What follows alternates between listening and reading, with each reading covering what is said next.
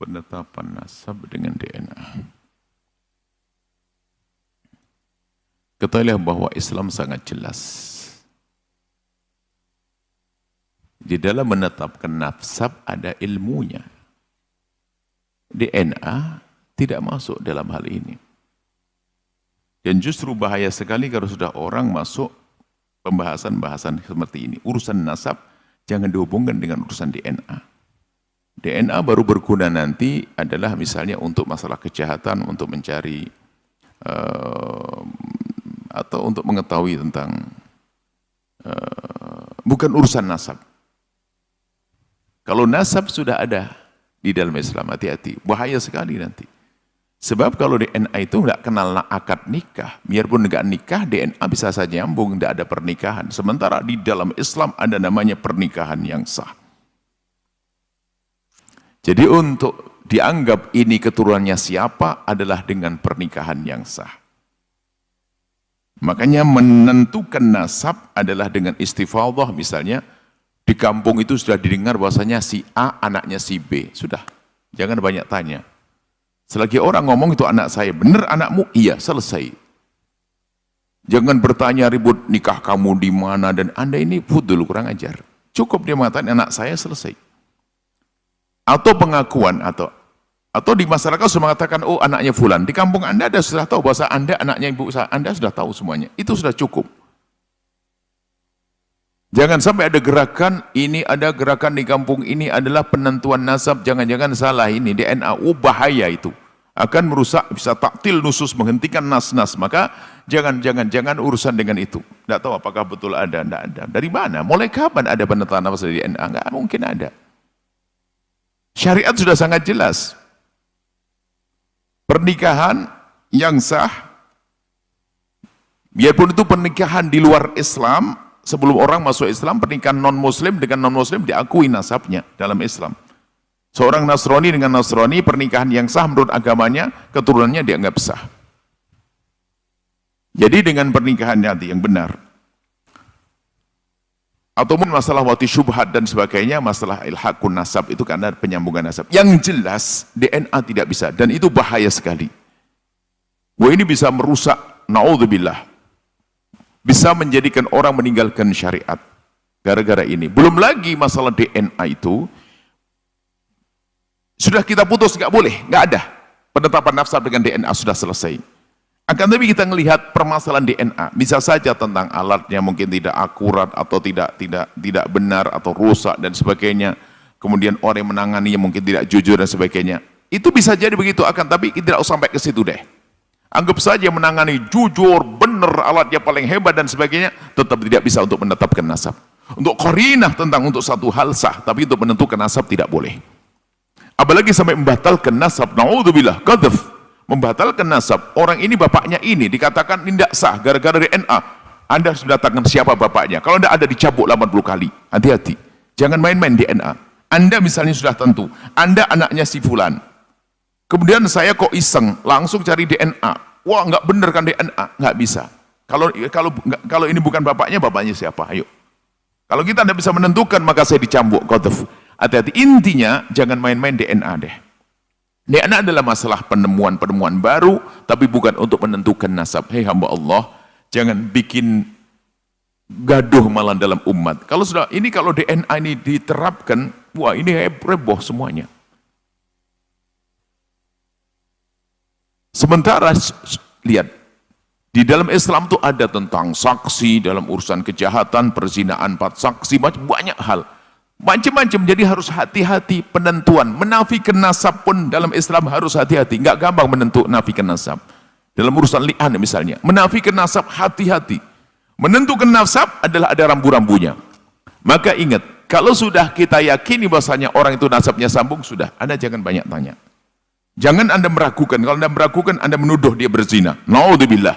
Nuduh orang berzina adalah dosa. Ya, mohon maafin, saya tidak tahu apakah betul masalah DNA. Dari mana masalah DNA? Ini aneh sekali, nggak masuk pembahasan para ulama nggak akan membahas masalah itu sebagai penetapan nasab. Tidak akan ada. Karena apa? Bukan begitu cara menetapkan nasab. Bahkan itu kalau diterapkan malah membahayakan. Sehingga besok bisa gerakan di kampung ini adalah tes DNA. Waduh, kacau. Orang deg-degan. Biarpun yang nikahnya benar, nggak ada masalah, pasti deg-degan. Dan bukan begitu Islam.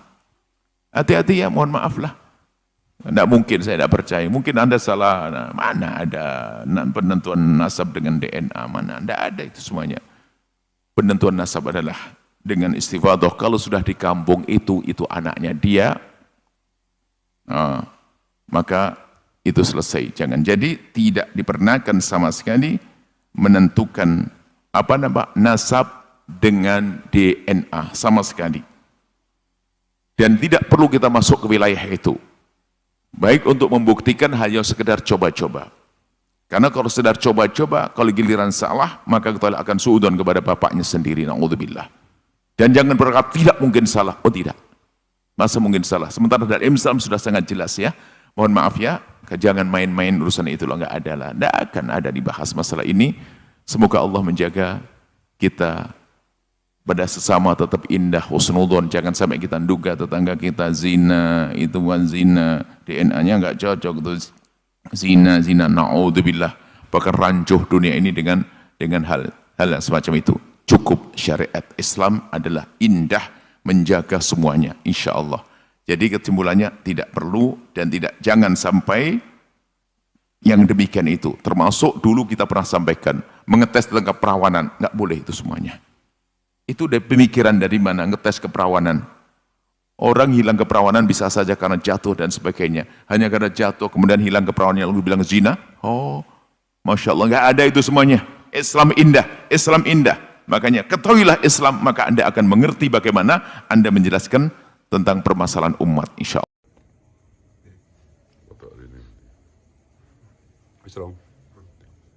Ini ada bertebaran itu pernyataan Buya Yahya Cirebon ya, yang tidak cocok dengan Syed Agil Sirot. Jadi tentang tes DNA, dan intinya kan Buya Yahya tidak setuju tes DNA, dan ada kosakata kurang ajar itu menuntut tes DNA. Ya kita lihat dulu lah, Buya Yahya kan memang dekat dengan Rizik Syihab, ada fotonya, ada videonya juga ya. Kemudian apakah Buya Yahya itu kura-kura dalam perahu atau gimana gitu loh. Tes DNA kaitannya dengan penentuan dzurriyyat Rasul atau tidak, ini bukan sekedar nasab. Sebelum nasab, jadi kan gini logikanya, nasab kan ditentukan oleh pernikahan. DNA-nya sama, kalau di luar pernikahan, di dalam salah satu versi fikih Islam itu tidak dianggap bernasab kan gitu. Lah ini kaitannya itu begini, entah bernasab entah tidak, DNA-nya itu aja belum terbukti. Dan ini kan terkait dengan isu klaim dari sekelompok orang yang selalu ngomong ini di sini di darah aneh ini ada darah Rasulullah. Gitu loh, Rasulullah itu kakek aneh apa kakek ente? Selalu ngomong kayak gitu, dan sambil merusak agama, menghancurkan ajaran-ajaran Rasulullah. Gitu loh. Makanya kalau you bilang di darah you ada darah Rasulullah, tes DNA, wajib itu. Gitu loh. Jadi tes DNA ini di kitab-kitab fikih nggak ada. Loh iya memang dulu kitab fikih itu ditulis ketika belum ada teknologi tes DNA, gimana sih? Jadi yang yang pinter lah, baca kitab yang banyak itu perlu penting, tapi logika itu harus dipakai. Tuh loh, karena Islam itu untuk sampai hari kiamat. Semua perkembangan kehidupan manusia, antropologi, sosiologi, teknologi, dan yang lain-lain, itu harus dipakai untuk menguatkan Islam. Gitu loh, jangan tes DNA nggak ada, husnudzon. Iya, kalau orang nggak ngaku nggak apa-apa. Kan kaidahnya siapa yang mengaku-ngaku, dia harus membuktikan pengakuannya itu.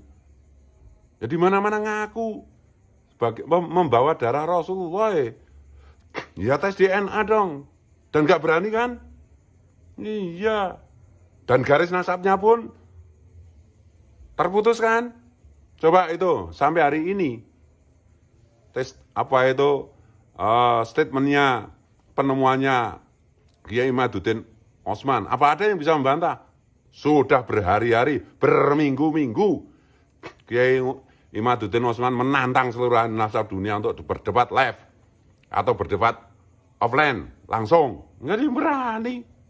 Apa sih kemarin sih bocil siapa itu? Ayo debat, langsung gini. Ya ternyata ditanggapi juga nggak berani. Ngeles sana ngeles sini. Jangan main-main lah. Tuh loh. Ulama itu alladzina yang duruna nal umah bi'ainir rahmah. Kan paham itu Bu Yahya? Tuh loh. Ini saya bernasihat kalau mau, kalau enggak ya jangan ngaco kayak gitulah.